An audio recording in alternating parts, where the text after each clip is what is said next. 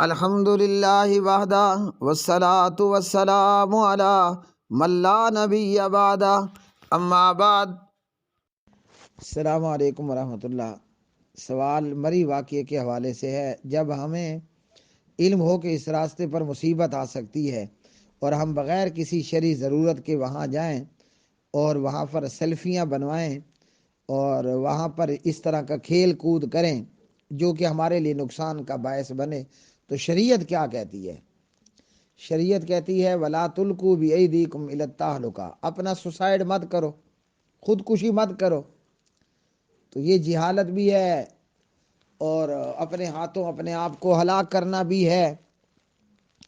اگر برف کے ساتھ کھیلنے کا زیادہ ہی شوق ہے تو بندہ یہاں گھر میں ہی بازار سے کوئی 100 50 200 کی برف لے آئے، اسے کوٹ کر اس کے گولے بنائے اور ایک دوسرے کو مارو، سمجھو کہ ہم مری میں کھڑے ہیں۔ میرے بھائی، ہمارے علاقوں میں جب ٹھنڈ پڑتی ہے، سردی پڑتی ہے، تو ہمارے وانا، وزیرستان، شمالی وزیرستان، بنو سے اوپر میرلی، میرنشاہ، یہاں کے لوگ سخت سردی میں نیچے اتر آتے ہیں۔ کیا مطلب؟ ڈیرہ اسماعیل خان تشریف لے آتے ہیں۔ اور یہ کوئی عقل مندی ہے کہ بندہ سخت سردی کے اندر ایسی جگہ پر پہنچ جائے کہ جہاں پر آپ کو سانس لینے کے لیے آکسیجن ہی نہ ملے؟ تو یہ سیدھا سیدھا قرآن کی آیت نے جو ہمیں کہا کہ وَلَا تُلْقُوا بِأَيْدِيكُمْ إِلَى التَّهْلُكَةِ، اپنے ہاتھوں اپنے آپ کو ہلاکت سے دوچار کرنا ہے۔ اور اس میں عوام سے زیادہ حکومت کی نااہلی ہے۔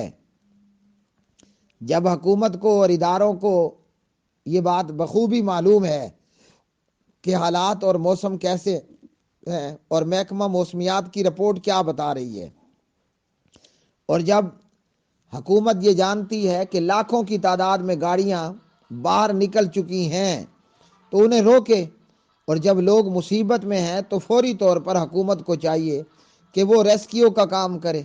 بہرحال ایسے لوگوں نے اپنی جان خود اپنے ہاتھوں ہلاکت میں ڈالی۔ غلطی سے جو بھی ہوا، بہت سارے معصوم بچے مر گئے، بہت ساری معصوم بچیاں مر گئیں، پوری کی پوری فیملی گاڑی کے اندر ہلاک ہو چکی۔ ہم درد دل سے دعا کرتے ہیں اللہ تعالیٰ ان فوت ہونے والے ہمارے بھائیوں اور بہنوں کی مغفرت فرمائے، اور اللہ تعالیٰ ان کے لواحقین کو صبر جمیل عطا فرمائے۔ اس طرح کی آؤٹنگ اور اوٹ پٹانگ حرکتوں کی بجائے ہمیں چاہیے یہ کہ ہم اپنا مال اللہ کی راہ میں خرچ کریں۔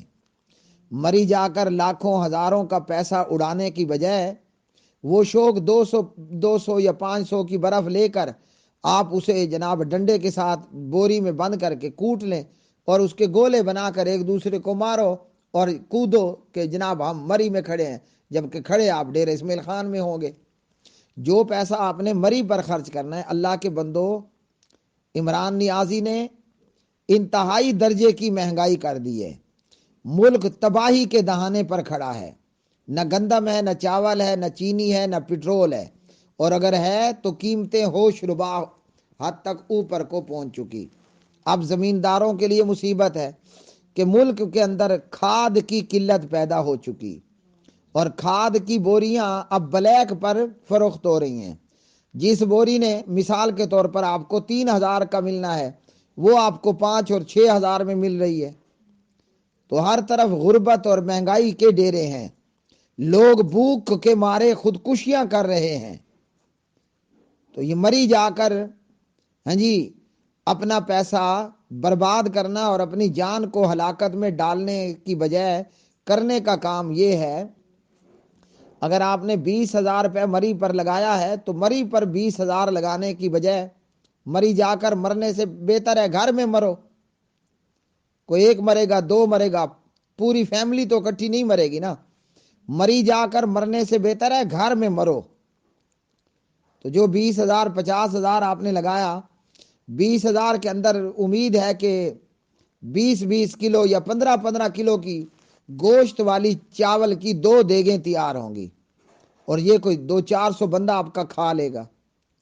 تو یہ کام شیطان نے کرنے نہیں دینا، اور جو کام شیطان کرنے دیتا ہے اس کا برا انجام ہمارے سامنے ہے کہ دل دیکھ کر خون کے آنسو روتا ہے کہ معصوم ہاں جی کس قسم پرسی کی حالت میں مرے پڑے ہیں، اور پوری کی پوری فیملی، جس محلے سے پوری فیملی کا جنازہ اٹھے گا، ذرا اندازہ کرو وہاں کیا کرب و بلا کا مقام ہوگا۔ اللہم اغفر لہم ورحمہم وعافہم واعف عنہم واکرم نزلہم ووسع مدخلہم واغسلہم بالماء والثلج والبرد۔